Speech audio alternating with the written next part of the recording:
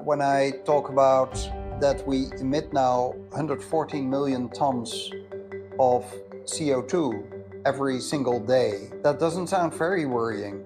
But then if you say, well, imagine you take the whole Empire State Building and you fill it with CO2 and you release that in the atmosphere, that sounds pretty scary. Well, actually, that is not one day. You need 63,000 Empire State Buildings to fill that with CO2, release that in the atmosphere, and tomorrow you do the same thing again.